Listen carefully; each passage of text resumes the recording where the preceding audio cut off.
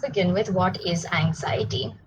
Um, Anxiety, if I want to put it simply, it's a response to stress. It's a very natural response that human beings have to stress. And anxiety is a very, very unique experience for each individual. Um, it A lot of people have more physical symptoms of anxiety, whereas others have more cognitive or thought symptoms of anxiety, and I'll get a bit into that shortly. Usually, we feel anxious as a response to a threat, whether it's a real threat or a perceived threat. If our brain sees a threat, it's going to activate this system in our bodies and in our minds, which causes us to feel anxious. Now, a lot of my clients have asked me, why do we get anxious? And the answer to that is that years ago, maybe decades ago, it had a very, very adaptive function, a very helpful function. And this is the analogy that I often give to a lot of my clients. So imagine that, decades ago when human beings were living in the forests and jungles, in our little huts. And if you imagine that it's afternoon time, somewhere around this time maybe, and we've eaten our lunch and we're all resting in our huts, and we suddenly hear some noise outside, okay? What is going to happen? We're going to become alert and we're going to go outside and check it out. We're going to check out what was happening, what that noise was. Was it just the wind? If it was, then we say, okay, fine, no worries, and we go back to sleep. Whereas, say, if it's a wild animal, that's going to make it, that's going to activate this system in our body, which will cause us to feel anxious, but it will cause us to respond in reaction to the threat, which is the wild animal. And we'll either run or we'll either fight with the animal, right? And that's a fight or flight response, which is the primary function of anxiety. And it is adaptive when there is a real threat. When there is a threat, say I'm walking on the road, someone starts running behind me, I have to run. And what happens when I go from walking to running is that there needs to be different activation in a lot of parts of my body. So for example, my heart needs to start beating faster to pump more blood to the extremities, to all my muscles, so that I run. Yeah. I do need to breathe faster to get enough oxygen in the body. I have to sweat to cool myself down. My stomach may cramp because digestion at that point is not important. My safety is important. So those are some of the physical manifestations. And what brought them about is this perception of threat, which happened cognitively or in my mind. And that's what anxiety kind of does and is supposed to do, and is helpful when there's a real threat. But say there isn't a real threat, and there's a perceived threat, that is enough to get in the same response. So a lot of times people say, oh my God, my heart is beating faster, and I don't even know why. And that's because there's probably a perceived threat which may not actually exist. So it's like a car alarm which is ringing for no reason. Sometimes in the afternoon, someone's car alarm starts ringing and you're wondering why. There's no one around it. So there's a faulty thing that's getting activated unnecessarily, and it has no purpose to serve, which is why we need to treat it.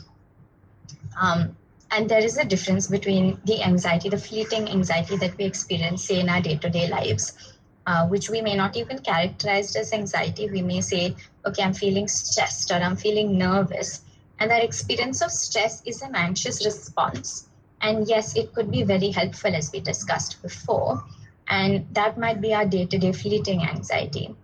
Whereas if I want to characterize anxiety as a disorder, then I need obviously a professional. I can't just diagnose myself with an anxiety disorder.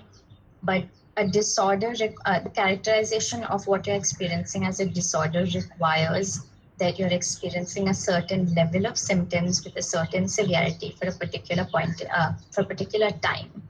And the thing with anxiety is that there's so many different subsets when it comes to anxiety. And I'm not going to go into too much detail, but if you do have questions about some of them, you can ask me later. So there's social anxiety, there's separation anxiety, there's phobias, there's a lot of different subtypes which all have a different perception of threat. So for example, if I'm talking about social anxiety, the threat is related to the judgment that someone might be judging me, someone might be judging how I'm talking. So if I'm feeling socially anxious, then I'm not going to find the right words because I'm wondering too much about how you guys are thinking about me. Whereas if I have, say, a panic disorder, if I have panic attacks, then there might be any kind of perception of threat, and also the loss of control that comes with a panic attack. And all of those symptoms that I spoke about before are the same symptoms that people experience that when they go through a panic attack. So the heart rate, the breathing, the muscles, the headaches, the stomach cramps, all of those are the same symptoms when you want to fight or flee, or when you feel like you're having a panic attack. Yeah. And when we're talking about anxiety in the current time, so given the lockdown, there's a lot of different kinds of anxiety that have come up. So for some people, there's anxiety about their health. For example, what if I contract the infection? What if I get coronavirus? What is going to happen then? What will I die? What if someone close to me gets coronavirus? And such health anxiety, which of course is the concern is very, very valid. But what happens is that we magnify the proportion of threat. Yeah? So, for example, if I'm in my house, I haven't stepped out for the last 2 months, I haven't really come in touch with anyone, I haven't been going out and touching anything. So there's very low possibility that I might contract it. Whereas compared to, say, someone else who is a doctor in a hospital who's working with COVID patients, they have definitely a more heightened anxiety about what if I contract it, which is again very valid. But the anxiety is in no way helping you in that situation, right? Because when we're anxious, it takes up a lot of mental space, and therefore we give less space to what could actually help. Yeah. So if I have to go out somewhere, it would help if I'm paying attention, that no one comes too close to me, that I don't go touch anyone, and I maintain my space. I get home and I shower. Whereas if I'm anxious and I'm worrying to no end, I'm not going to be able to take all these precautions, and therefore anxiety becomes maladaptive when it becomes extreme, when it becomes out of proportion to the actual threat. Where's my anxiety coming from? Which is a very, very common question that I receive from clients, like, why do I have anxiety? And can I do something about it? I'll come to that part. So there's a lot of factors that contribute to anxiety at any point in time. So one of them is hormonal or chemical underpinning. So some people have a natural tendency to feel anxious because of the way their hormones work or the chemicals in their body. Okay. And then there's the biological predisposition, which might be the genetic element. So if someone in my family has had anxiety, or they have panic attacks, or say they have OCD, which is also a set of anxiety, then it's more likely that I also have some kind of symptoms, doesn't have to be the same. That's the biological predisposition part. And then there's the cognitive element. So what am I thinking about when I'm perceiving a threat? Am I magnifying it to the extent that I feel I can't survive it? Or am I understanding that, okay, even if I contract coronavirus, someone of my age is not that much under threat. Okay, we do get cured. People who have good immunities and, in this middle adult age, they don't have too much trouble coming out of it. So if I'm able to work on the cognitive element, that helps. And then there's social learning, which actually has a large contribution, larger than I think we want to admit. And to explain this, I'm going to say, if I've grown up around people who get anxious for little things, then that's the kind of response I learn to give to things in my life. So say when I was young and my sibling fell and my parents got really, really stressed out about it and really anxious about it. And if it was a small fall, it's not like he fell from somewhere far. then I'm going to say, oh my gosh, this is how to respond when there's stress. Yeah. Whereas if I've grown up in an environment where people are rather easygoing, then I'm going to learn that, okay, it's okay. Things may happen, threats may occur, adversity may occur, and we can deal with it in a calm and composed manner. This again is very linked to the biological predisposition and the hormonal underpinnings. All of these do contribute to each other and to anxiety as a whole. Yeah. Coming to the question of, can I do something about it? Now, the hormonal underpinnings and the chemical underpinnings, they're, part of your body. Yeah.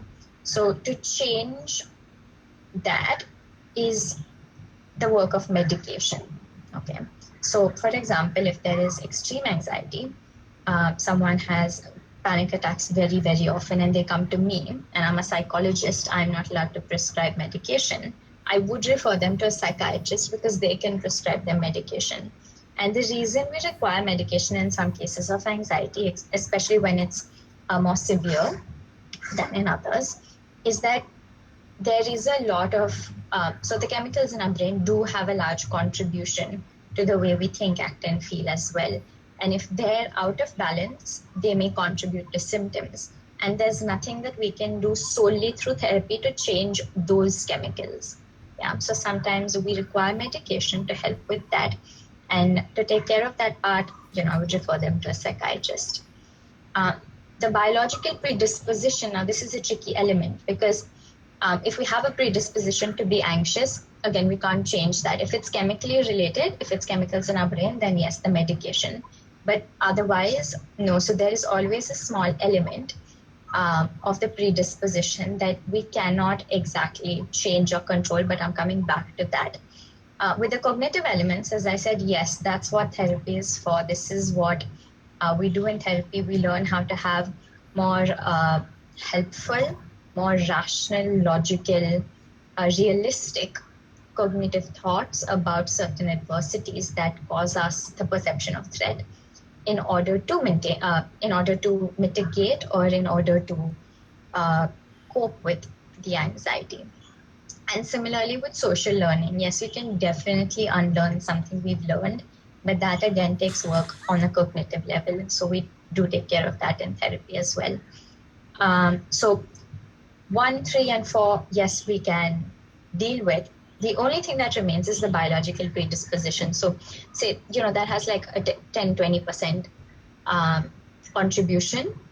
This is just an assumption for a number that I'm giving you. There's no research saying that it's 10, 20%. But say, for example, if there's a 10 or 20% predisposition to feel anxious, that's going to remain, but that doesn't leave you helpless. It doesn't mean we can't do anything about it. I just have to live with anxiety for the rest of my life. That's not what it means.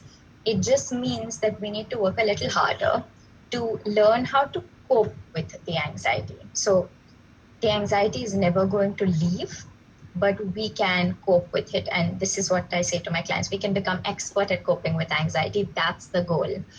Because a lot of them come in and say, I want to get rid of my anxiety. How do I do that? And I say, well, I can't help you with that. You need a magician to do that, but I can help you to learn how to cope with it.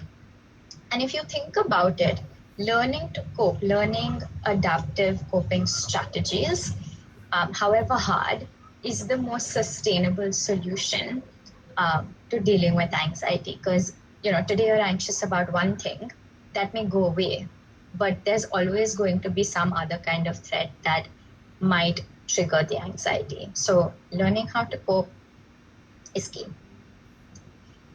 And what can I do to help myself? So before I start explaining each of these, I'm going to say that these are basically strategies, and each person responds very differently to each strategy, and each person requires a different combination of strategies depending on their symptoms. As I said, that anxiety is a very, very unique experience. There's so many subsets of it. I can't just make a one-size-fits-all plan and say, okay, you can all use it and you're not going to be anxious anymore. So if you are facing extreme anxiety, I 110% suggest that you go to a therapist and they can make a tailor-made plan for you because that's what's going to help. But I am going to go through the things that I would usually use, which I find most helpful with my clients. So the first is grounding and mindfulness. Let me explain to you what I mean by grounding and mindfulness.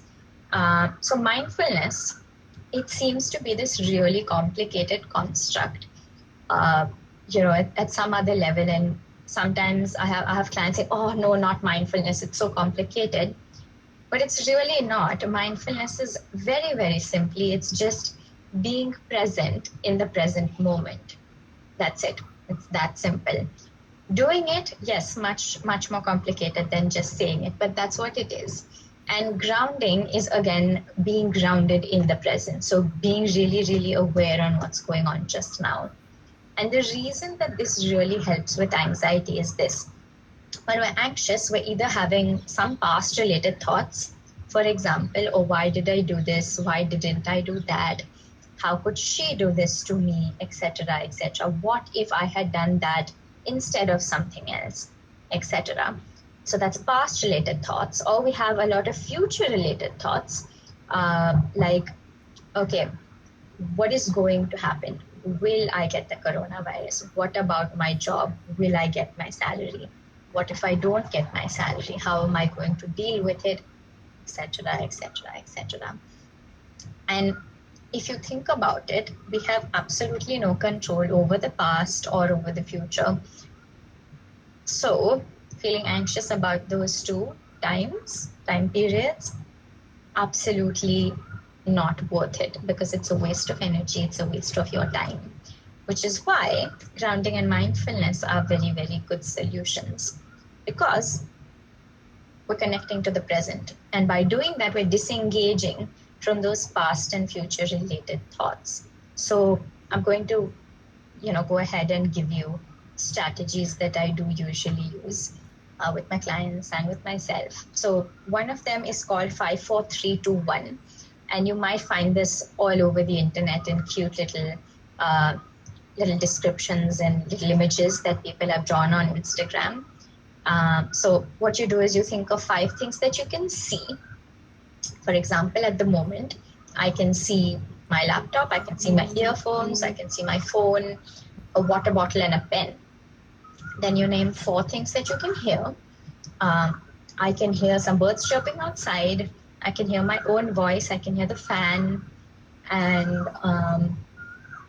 some car that passed on the road. Yeah. Then we name 3 things that you can feel, and the feelings might be internal or they might be external. So an internal feeling might be, say, hunger or thirst, and an external feeling might be feeling hot, feeling cold, feeling the sensation of your clothes on your skin, something like that.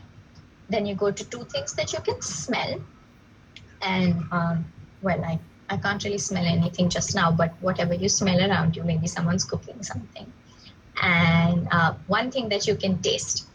And there's a disclaimer that I have to mention here. You don't have to go and eat something every time you do this exercise to do the 1 thing that you can taste. If you have an aftertaste on your mouth, that's fine. You name that. If it's tasteless, that's okay. So that's 5-4-3-2-1. The concept here is that you're engaging all of your senses. These are your 5 senses. You're engaging your senses to stay connected to what's going on in the present and be mindful and grounded in the present. That's simply what it is. Yeah.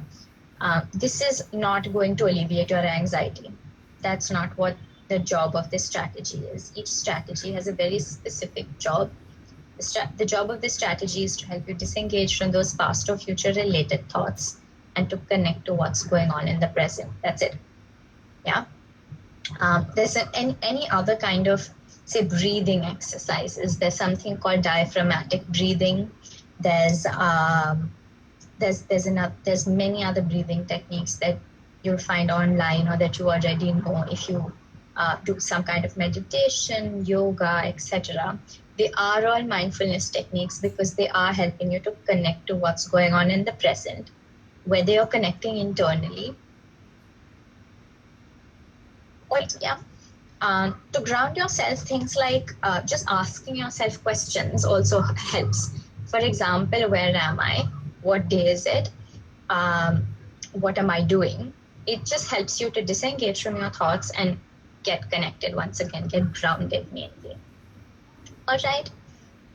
Coming to acceptance, this is I think a very, very important point. Acceptance, because where often we don't like um, to feel anxious. We feel like, oh, this is a bad feeling, and therefore we try to shun it. We try to push it away, and we say, no, I'm not going to feel it. And then it keeps coming back because it's something that you haven't resolved. It's something that you haven't dealt with. And the solution here, and there's most of my clients will cringe at this point when I say we need to accept it, because they feel like it's approval. Yeah. A lot of my clients say, no, but I don't want to accept it. No, the truth is that you don't want to approve of the anxiety, and that's not what we're doing. We want to accept it and say, okay, I'm feeling anxious. That's it. That's the kind of acceptance that we're talking about. And the reason that acceptance is very, very important in the initial stages is that acceptance will lead you to change. If someone gives you a birthday gift that you don't like and you know where it's from, you need to take it from them. You need to accept it before you can go to the shop and exchange it. That's exactly what the concept is, that acceptance leads to change. It's not approval where you just sit and do nothing about it. It's acceptance where you can then go change it. So sit with it. However uncomfortable it makes you, however difficult it is, we need to sit with it.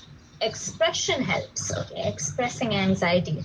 Saying, I'm feeling anxious is the simplest way of expressing anxiety, whether it's to yourself, whether it is to someone else, whether you want to write it down. Simplest way to express it.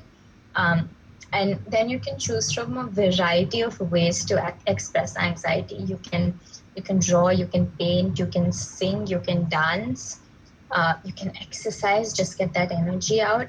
You can do whatever you like to express it. You can write in a diary, tear it up, do whatever you like. Yeah. And so that's what acceptance will help you do. Will help you to sit with it, will help you to express it. And then if you're sitting with it, accepting it and not expressing it, you're not shunning it, which means you can then do something about it. Yeah. It's like if you want to explain something to a child, you need to, however naughty the child, you need to accept the child. You need to make the child sit with you. You need to sit with the child before you can do anything. Then you can express what you want to it. But you can't do any of these things if you tell the child, go away, you're very naughty.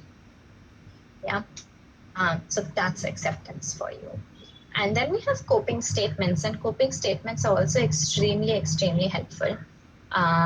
Because what happens is that when we feel anxious, we start, we have the perceived threat or a real threat, and we assume that we cannot cope with it. Yeah, we assume like, oh my gosh, I'm going to lose control, I'm going to die. And that's a very, very real feeling. It's very different when I'm explaining it right now or talking about it. But when you're in that moment where you're feeling anxious, it's a very real feeling, and we're convinced that we can't cope with it. But the truth is that, all of you, anyone who's ever come to me, has coped with their anxiety before. Maybe not in the best, most adaptive or helpful ways, but they have coped with it. They've survived it. Yeah. Even if it's using unhealthy coping mechanisms, but they've survived it. So simply saying things like, okay, I can cope with the anxiety. Using acceptance first, of course. Yeah. So I'm anxious. I can cope with it.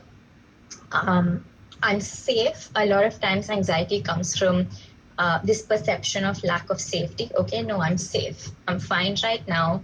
There isn't a threat. Because, like the car alarm that keeps going off unnecessarily, you need to, someone will say, no, nothing happened. It's just going off just like that. Or if you want to think about it in terms of a fire alarm, if any of you work in these corporate offices and they have fire drills, if the fire alarm just goes off randomly, you're all going to run down and you're going to be scared, right? And that's also anxiety. But if you know that this is a fire drill that they're doing, then you're not going to be so anxious. Yeah. What's the difference? It's still, the fire alarm has gone off, but you know that this threat is lesser than the other threat, right? But if you're getting equally anxious, even if it's just a fire drill, then that's an indication that, okay, my anxiety system is overactivating way too fast, which means that it's receiving a message saying that this is serious, I need help. Yeah, which is why coping statements saying things like, I'm safe, this will pass, it's going to be all right, I can deal with it, I can cope. They really help as well. And then we have relaxation strategies. There's a whole range of relaxation strategies. So there's something called progressive muscle relaxation. There's a lot of visualization that you can do when it comes to relaxation that really, really helps. And the visualization, when combined with relaxation, it helps you. Some visualizations help you get a cognitive distance from the anxiety provoking thing and then help you relax. Some of them are purely visualizing the relaxation itself. And if you want more details on this, I can share it with you, but that's the gist of it. There's a lot of stuff available on this. Then we have self-care.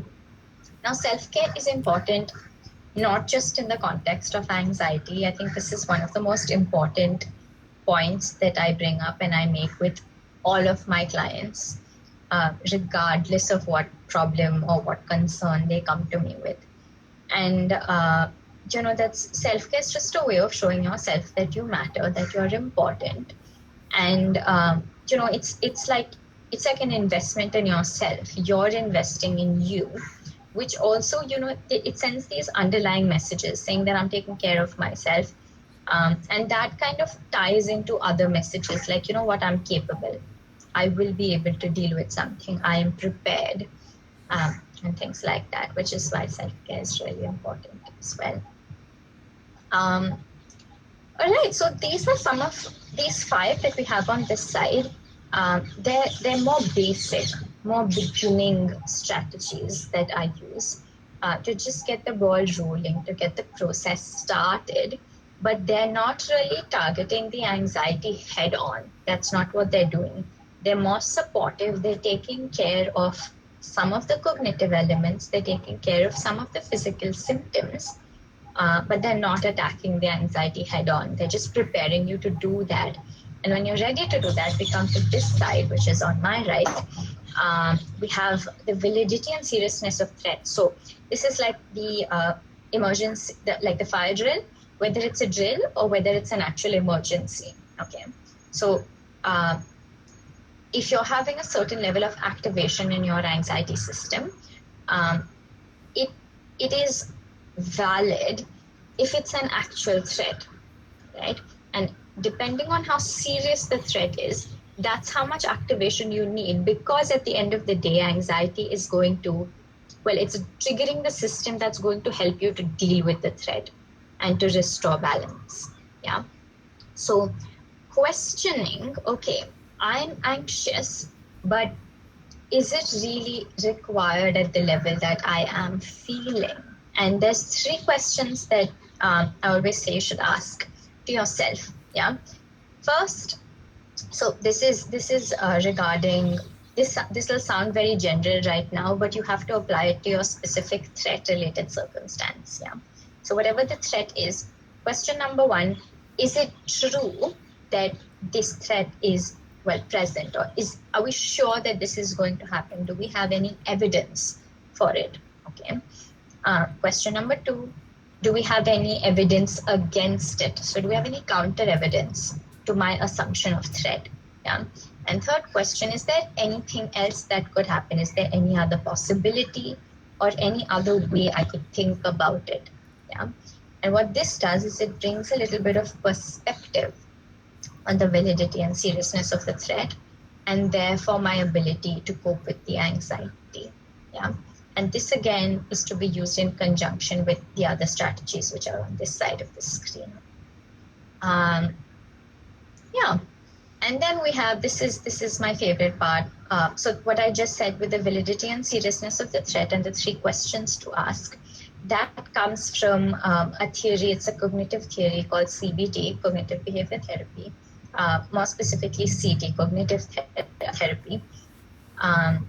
And the one at the bottom, which is falling under the title of demandingness, that comes from a theory called REBT, or Rational Emotive Behavior Therapy, which I use largely to the largest extent with all of my clients. And here I'm going to explain it to you right now. So REBT says that so a perception of threat is an adversity in REBT terms. Okay? It's an adversity that I need to deal with, and that in some way contributes to my consequence of anxiety. Okay, and everything that happens when I feel anxious. Yeah, so everything that it does to me, everything that anxiety does to me, also comes in my consequences. Yeah, and here's what REBT says. It says that the adversity doesn't lead to the consequence. So it is not the threat or the perception of threat that is causing the anxiety, but it's the belief that I have about the threat, about the adversity, that is actually leading to my consequence of anxiety. And a very, very central belief to any kind of these unhealthy consequences that we have is something we call demandingness, which is me demanding things to be a certain way. For example, I am demanding that I do not want to contract the infection. I do not want any of my family to contract the infection. I'm also demanding that my work should still go on and it should be well. Yeah. And here's the problem with the demand. Okay. Firstly, there's something along with the demand which is not problematic, which is a preference. Yeah. So I have a preference that I shouldn't contract the infection. And then I'm attaching a demand saying, because I don't want to, therefore I must not get it. Yeah. Things like must, should, they're kind of little red flags that should alert you to question yourself. Am I demanding something here? Yeah.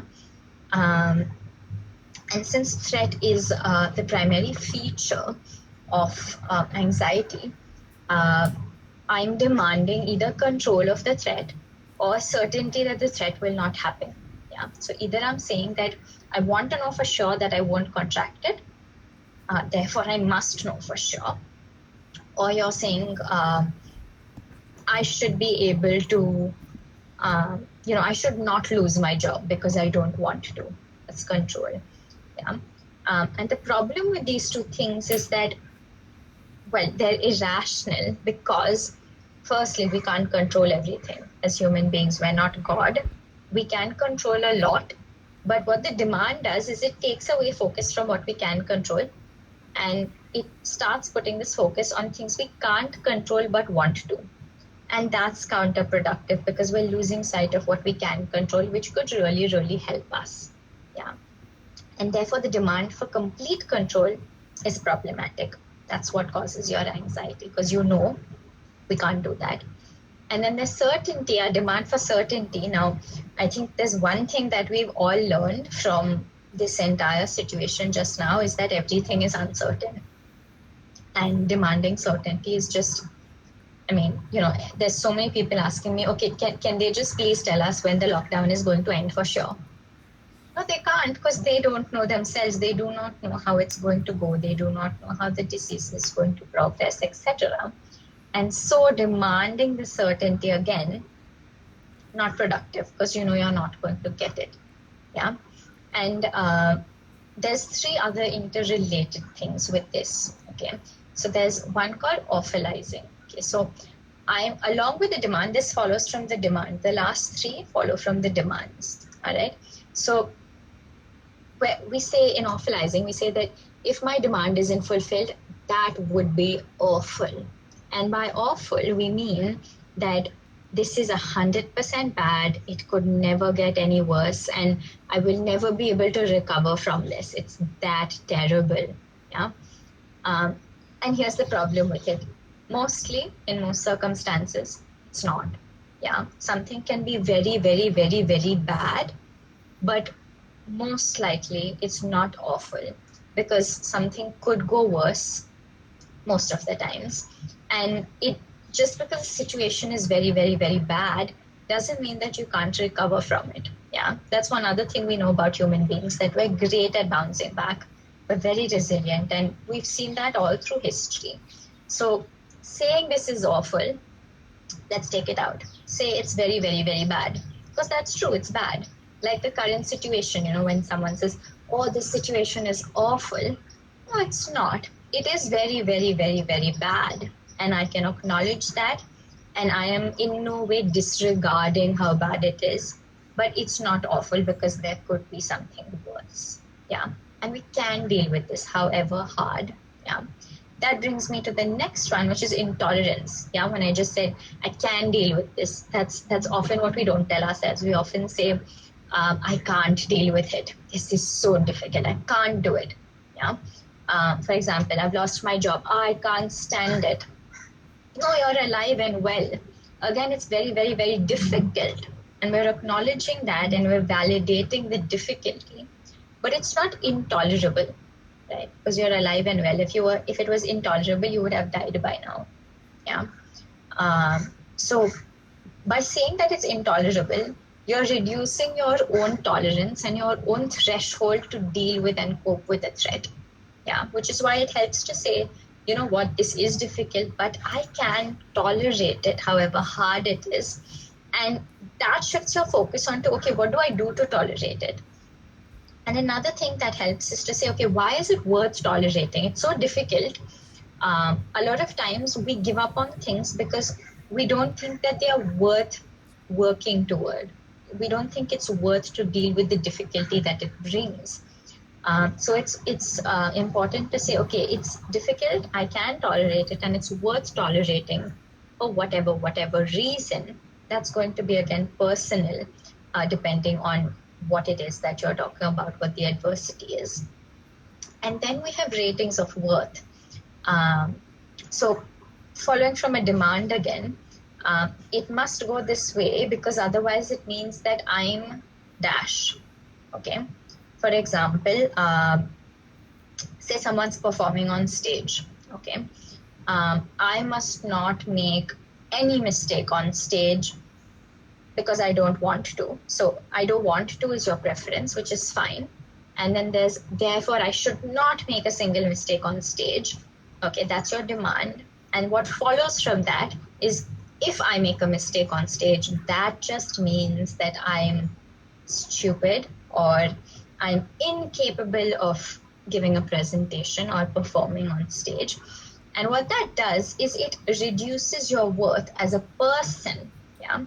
So you're generalizing something specific to a very, to your entire self. And that is, well, that's not logical because one aspect of you doesn't define the whole of you.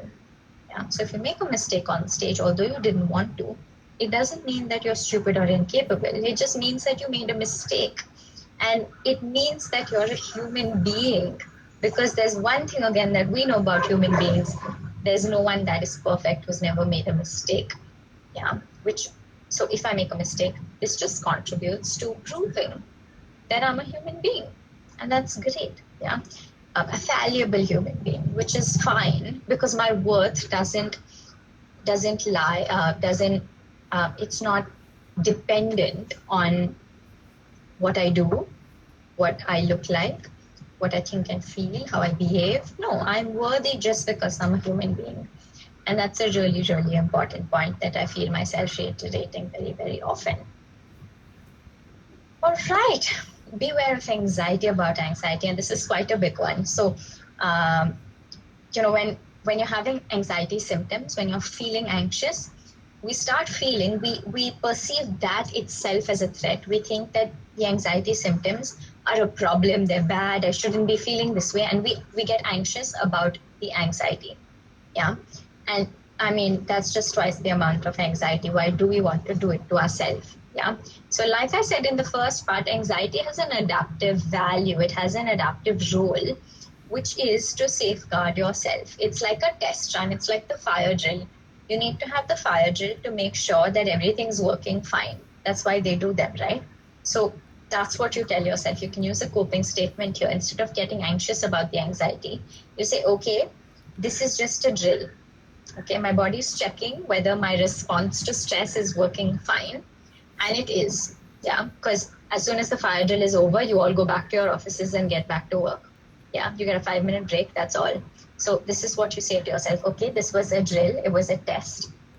Done, everything's working fine. I can now disengage from this and go back to doing what I was. And to do that, you might need to use a lot of strategies, which is completely fine, as long as you do them to get back to it. Yeah. Please remember, as I said before, this is what I started with. Anxiety and stress are very, very unique experiences for each individual. I haven't taken too many specific examples of what's going on right now or in general, because I feel like you can ask me more specific questions. I don't want to make any assumptions when I'm giving you examples. So remember that, you know, your stress and anxiety could look very different. It doesn't make it invalid. Please remember that. That's very, very important. Just because someone else is going through something more severe than I am doesn't mean that I don't need to seek help and I don't need to see a therapist. That's, you know, that's the biggest fallacy in our way of thought. Everyone's experiences are very, very valid and must be addressed. Yeah, anxiety can be it can be just a part of an intricate network of concern. So very rarely does someone come to me with just anxiety as a problem. There's so much history behind it. There's all your experiences that you've had throughout your life, the physiology, the biology, the cognitive, the social, and everything, which all need to be addressed. And there could be a whole other network of other symptoms with other concerns which need to be addressed, which is also what contributes to it being very unique for each individual. And thus intervention needs to be tailored for each individual. So as I said before, that the slide on strategies, this is not a one-size-fits-all solution. And which is why if you are distressed, if you are feeling anxious, please reach out to a professional for help. You can reach out to me. There's a whole range of wonderful psychologists to approach. And earlier the better. Yes, I cannot say this enough. This is not just so that it's better for me. It's also mainly because it's better for you. And I'll tell you why I say this. It's because I have so many clients, and it's a specific majority, people who get anxious, who are dealing with anxiety concerns. They say to me, you know what, I wish I had come last year. And, all I say is, thank God you've not come next year.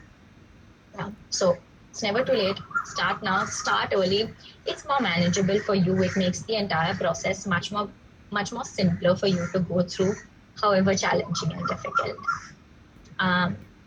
Perfect. And you can now ask me your questions. I hope this is all clear. If you need any more clarity, if you want me to go in deeper, or you want me to apply something I've said to something more specific, like a specific question or concern, just put it in the chat. I'm going to go to the chat now and have a look at that. This is my contact, my website, which is designed by the wonderful, wonderful team at iDigitize. So I want to say a big thank you for them, to them as well, for having me here, for giving me a beautiful website. Contact them for website concerns as well. And that's my Instagram handle. Please follow me so you can be updated on other things that I do as well.